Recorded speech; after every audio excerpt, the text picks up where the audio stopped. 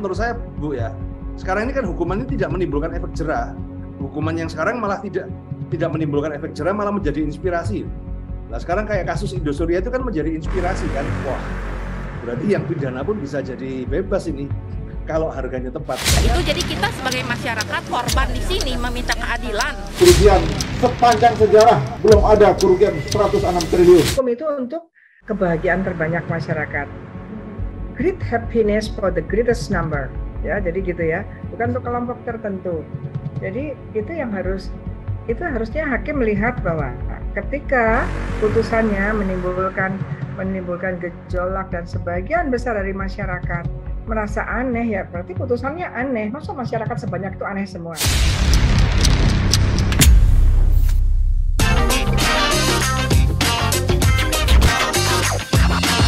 Usaha dengan kartu kredit.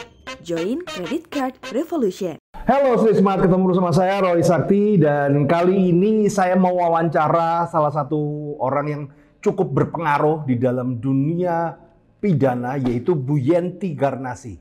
Saya kenal beliau ketika pembahasan di TVRI kalau nggak salah, waktu itu membahas tentang kasus Indra Kents and Doni Salmanan. Dan mungkin banyak dari Anda yang tidak mengenal beliau, tapi bagi yang sudah tahu reputasi beliau ini di kalangan Indonesia, ya, ini luar biasa. Salah satunya adalah endorse tentang kualitas beliau dari Pak Mahfud MD seperti ini. Beberapa waktu yang lalu, 2 atau 3 minggu yang lalu gitu, ada peristiwa di Bekasi di mana seorang yang dirampok lalu membunuh perampoknya. Yang berusaha dibegal. Iya, yang berusaha dibegal sepeda motornya.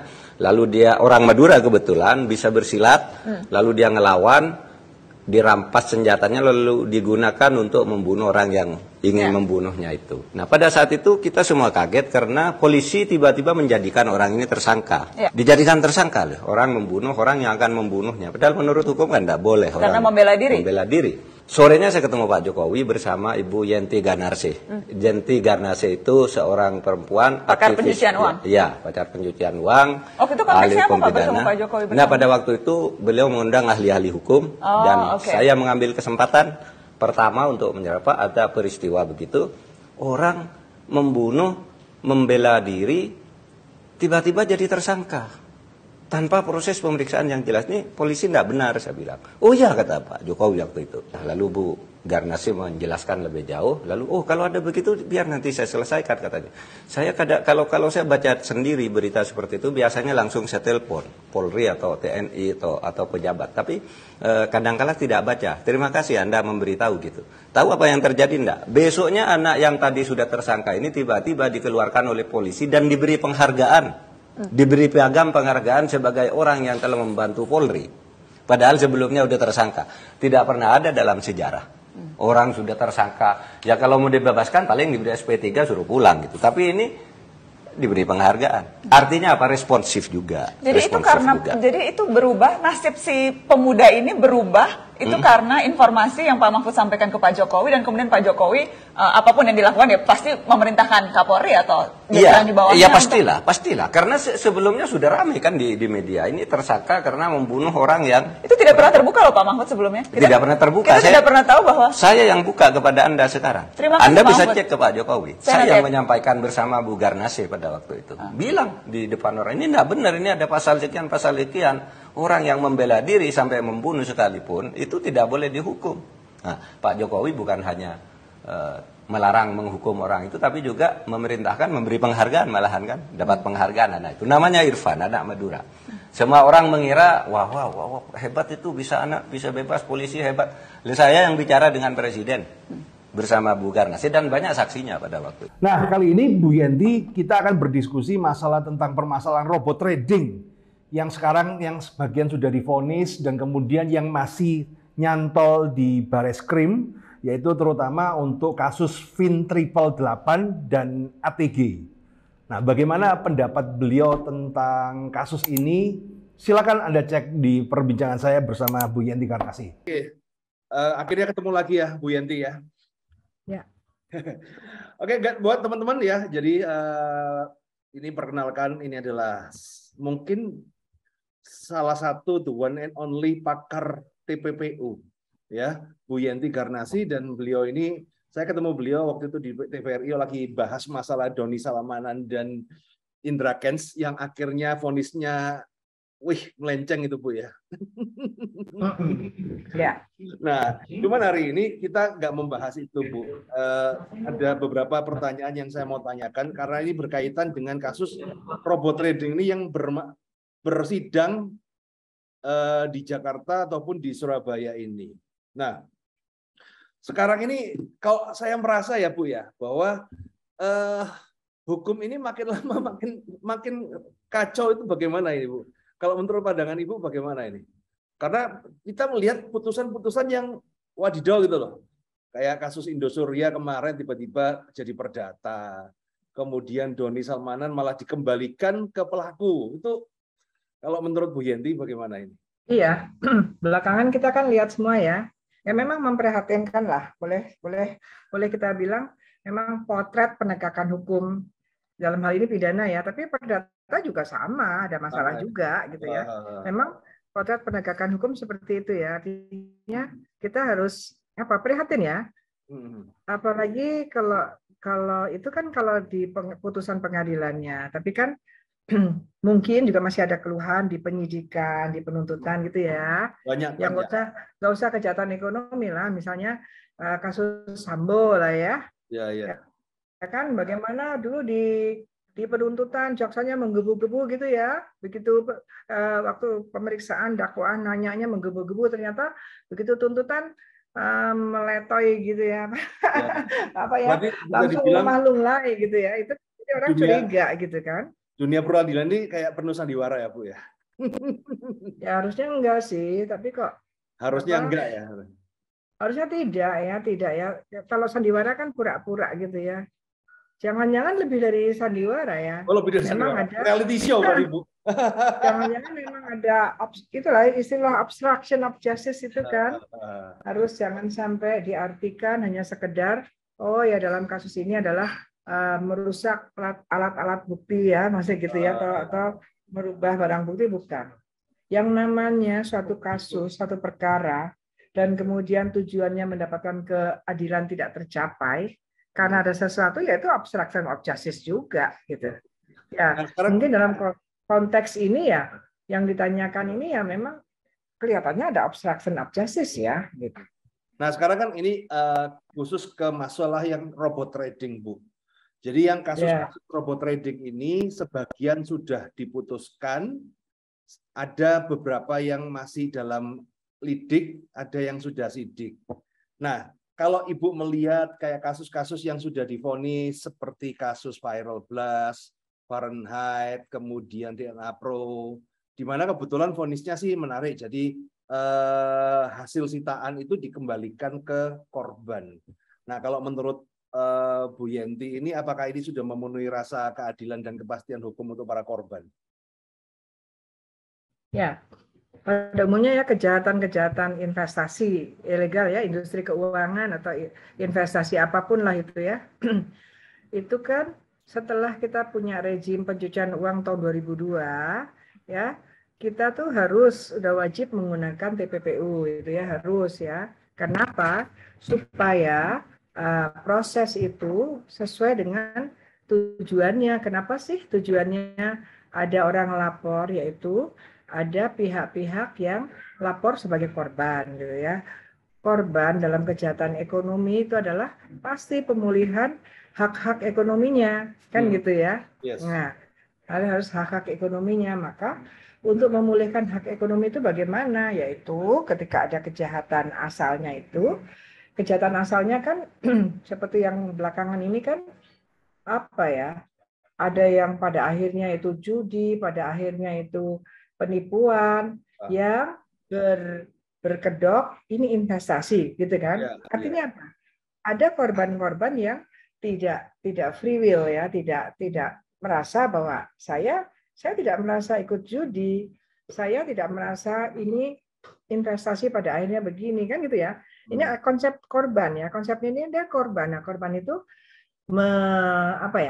korban itu memperjuangkan haknya, kan gitu ya. Korban itu memperjuangkan haknya melalui pendekatan hukum. Nah, ini memang kita maunya begitu.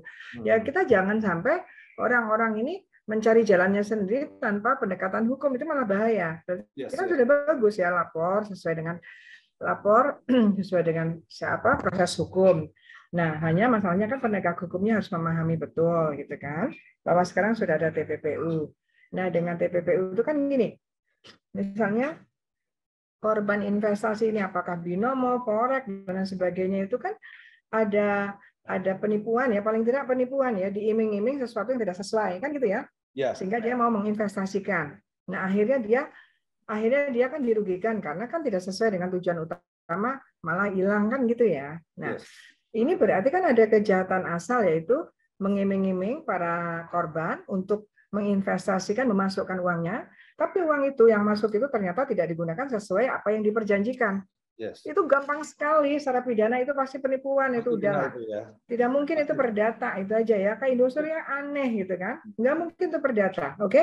Nah, dia kan dapat uang dikarenakan ada penipuan. Apakah penipuannya itu offline, penipuan langsung, ataukah penipuannya itu penipuannya melalui IT, iming-imingnya melalui IT, kemudian ditransfer, itu bisa jadi ya. Apalagi pandemi kan itu yang dilakukan kan, mendapatkan satu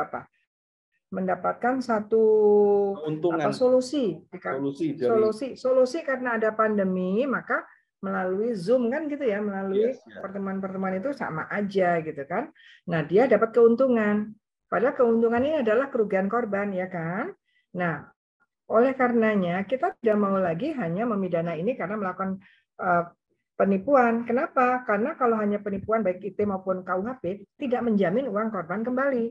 Yang bisa menjamin uang korban kembali adalah undang-undang yang memberikan sarana untuk melacak uang hasil kejahatan itu kemana, yaitu TPPU. Nggak ada lain lagi, pakai itu. Ya. Berarti selama TPPU terbukti itu, maka sudah sewajibnya ini dikembalikan ke korban ya, Bu ya?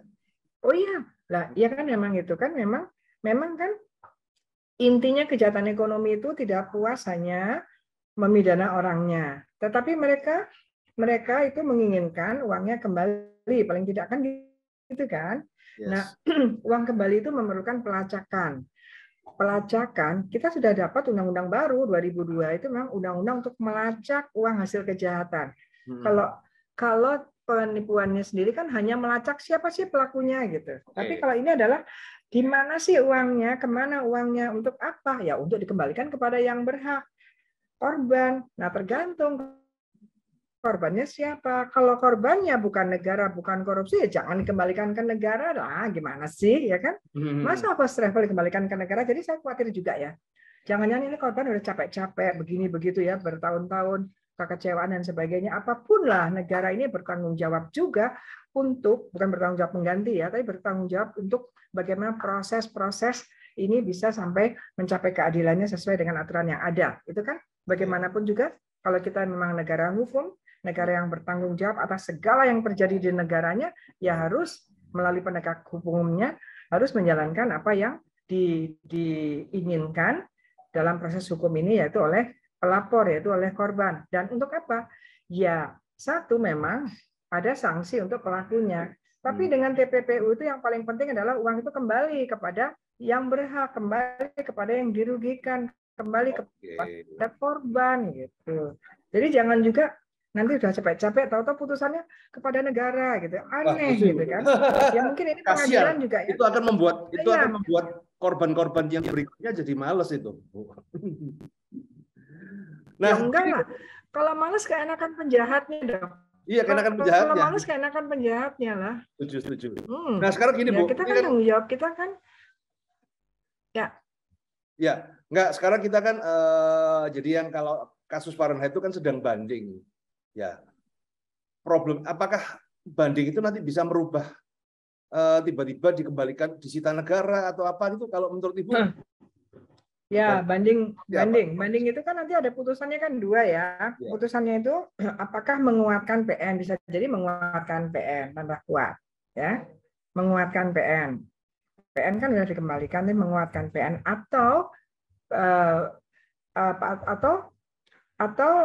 bahkan mungkin membebaskan, bisa jadi gitu kan, karena memang dibanding itu kan masih berbicara tentang masalah proses.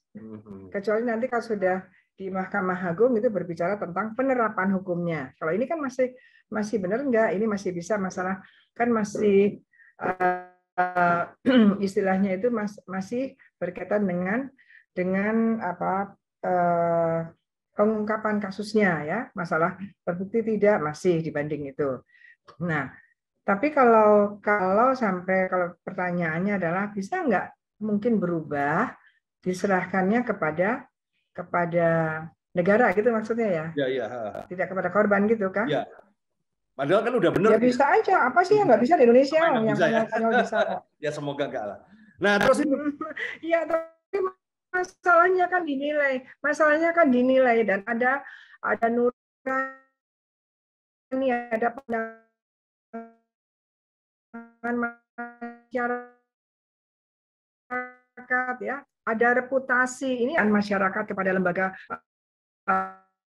pengadilan ini juga hanya bisa apa nggak bisa, tapi tergantung mau bisa dan dinilai apa. Oke. Ya kan? Bu, terus apa alasannya misalnya penyitaan bukan kepada korban?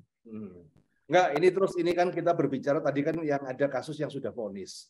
Nah, sekarang ini kan kita ini menghadapi tembok. Ada beberapa kasus robot trading ini sebenarnya kejadiannya sama, kemudian sudah setahun, tapi di tingkat polisi ini dari lidik ini nggak naik-naik sidik. Dari lidik nggak naik-naik sidik. Salah satunya yang mungkin Ibu sudah tahu, yang teman-teman juga lagi di sana, yaitu kasus Fintravel 8 ini. Nah, iya, ini ya.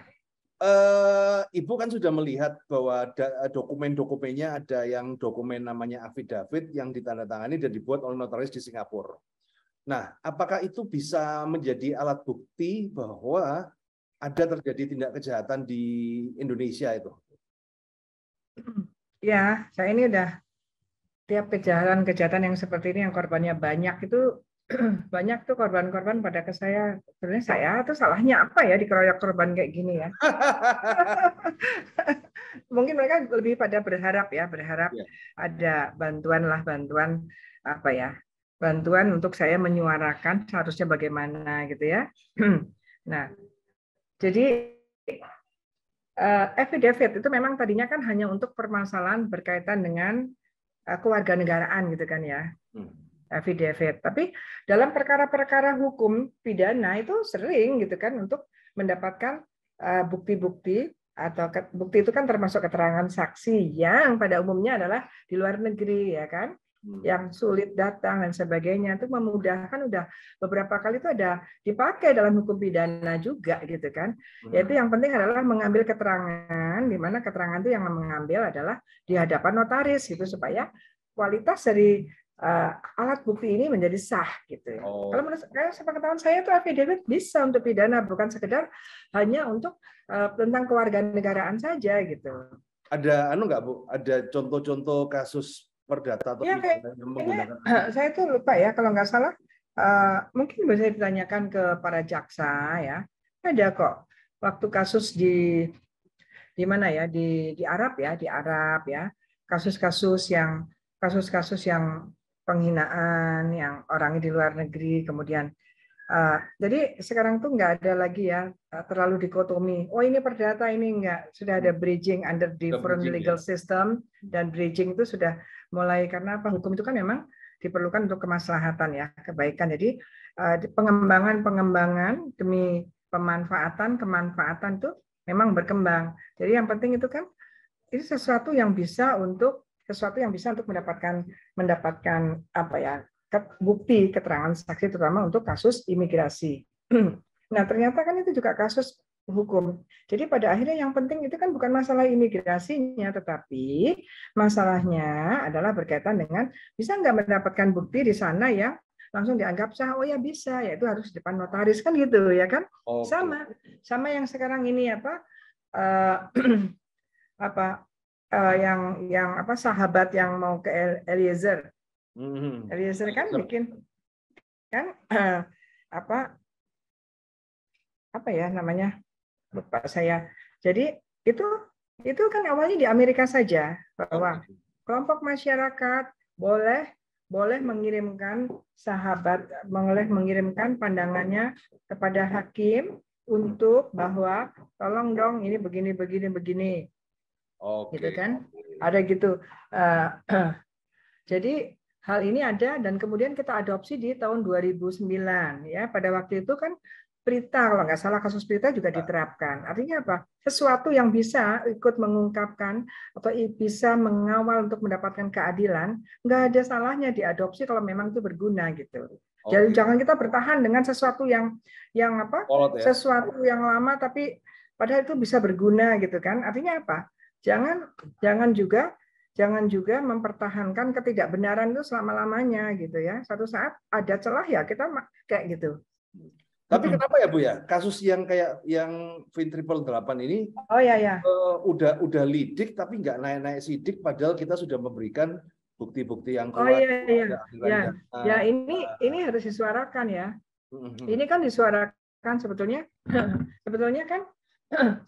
kan Pak Kapolri sendiri sudah bilang, silahkan kalau ada korban-korban yang merasa tidak dilayani dengan baik, prosesnya gitu kan ya kita tagih sekarang kan kita tagih lah ini ada yang kasus lama sekali mau diapain gitu kan ya kan kasus lama sekali kan sekarang kita berharap banyak karena dengan kejadian kemarin ya salah mentersangkakan korban gitu kan korban yang meninggal itu sudah minta maaf ya kemudian yang Cianjur tuh katanya yang itu kan ada masalah juga. Saya kira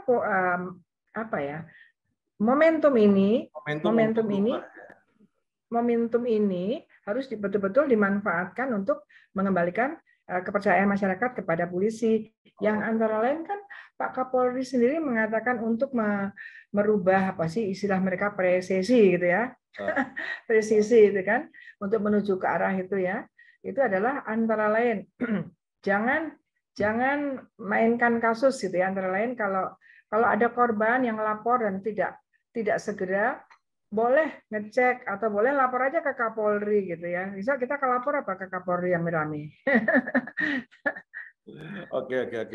Thank you Bu. Nah kalau kira-kira Bu ini gimana ya kedepannya ini untuk investasi bodong ini karena makin banyak loh Bu. Ini terjadi kan karena apa ya? Kayak ada pembiaran ya.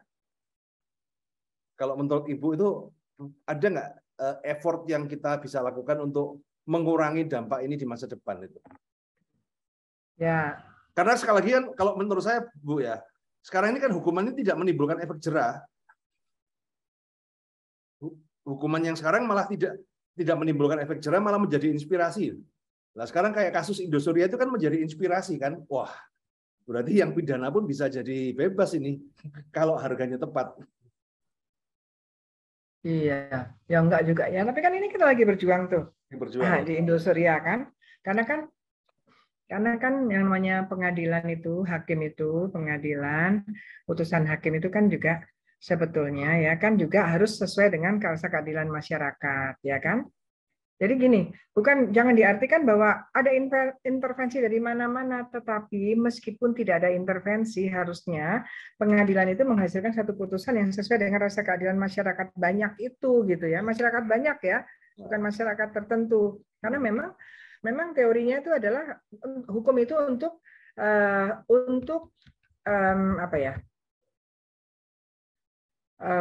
untuk sebanyak-banyaknya kebahagiaan terbanyak masyarakat. Great happiness for the greatest number. Ya, jadi gitu ya. Bukan untuk kelompok tertentu. Jadi itu harusnya hakim melihat bahwa ketika putusannya menimbulkan gejolak dan sebagian besar dari masyarakat merasa aneh ya, berarti putusannya aneh. Masa masyarakat sebanyak itu aneh semua? Ya kan enggak ya? Kayak Indosuria. Mestinya itu. Jadi rasa keadilan namanya adil itu bersama dengan masyarakatnya. Walaupun masyarakat apapun doesn't matter about the pendidikannya, tapi rasa adil itu terasakan, semuanya itu merasa gitu ya. Nggak usah harus S3 apalagi S4 atau S-teler, nggak peduli saya. Tapi sebenarnya ketika sebuah keputusan itu menimbulkan keresahan masyarakat tuh ada yang aneh berarti di situ Bu ya. Iya. Karena kan memang Ya karena saya akademisi ya kan, mudah-mudahan kan ini juga saya berharap kan ini juga didengarkan oleh para praktisi yang memang sekarang kan memegang segala sesuatunya, nasib dari kasus ini kan di situ ya. Itu kan antara lain bahwa hukum itu dibentuk termasuk pengadilannya untuk mencapai rasa keadilan yang seadil-adilnya berdasarkan rasa keadilan di masyarakat. Ya, masyarakat itu dia punya living law-nya sendiri, punya rasanya sendiri. Siapapun itu akan sama. Semua orang mengatakan kalau pembunuhan itu jahat, tidak terkecuali, gitu kan? Itu pasti. Nah, itu kan disebutkan ini mungkin untuk para penegak hukum ya, supaya tidak judge kita bahwa jangan intervensi loh, bukan. Nanti kan apapun masukan-masukan seperti ini ya nanti disuarakan kan, supaya minimal kita berbicara itu ada dasar keilmuannya lah, ya kan? Penegak hukum itu adalah juga produknya perguruan tinggi, gitu kan? Jadi harusnya kan apa yang dikembangkan dalam keilmuan itulah yang kemudian dipraktekkan. Jangan berbicara itu kan ilmu prakteknya beda ya. Kalau praktek itu jauh dari ilmunya ya pasti jauh juga dari tujuan kenapa hukum itu diciptakan. Karena yang menciptakan untuk apa hukum dan sebagainya adalah pemikiran keilmuan. Itu saya suka sedih banget ya dibilang, itu beda, praktek nggak bisa gitu, berarti itu praktek yang nggak benar gitu ya kan. Nah ini yang kita harus bangun. Ya mungkin nanti kita sampaikan ke Jaksa Agung, ke Kapolri, ke Mahkamah Agung gitu ya, bahwa dasreh wirti gemah pintu hatinya terketuk lah. Hukum itu dibentuk untuk dan sesuai dengan keadilan masyarakat. Itu silahkan nanti bagaimana membuat hukumnya, bagaimana menerapkannya. Siap. Thank you Bu. Saya rasa udah cukup ini. Terima kasih. Semoga. Maaf ya Mas Surya, Mas Roy malah saya marahin. Nggak apa-apa. Saya tuh justru berusaha gitu. Sampai saya keliru doanya lagi. Ya, Bu ya. Boleh ya Bu ya. Saya doanya terbalik. Semoga saya tidak ketemu Ibu lagi. Karena kalau ketemu Ibu pasti berarti masalahnya besar lagi tuh Bu. Kita kan punya ini ya, punya sesi-sesi tertentu untuk balancing ya. Ketemu tuh nggak usah mikirkan hukum aja kan. Boleh dong ketemu biasa ngobrol juga ya? kan. Ya, betul. Ya, Siap. baik. Terima kasih Mas Roy. Sama-sama Bu. Ya, terima kasih.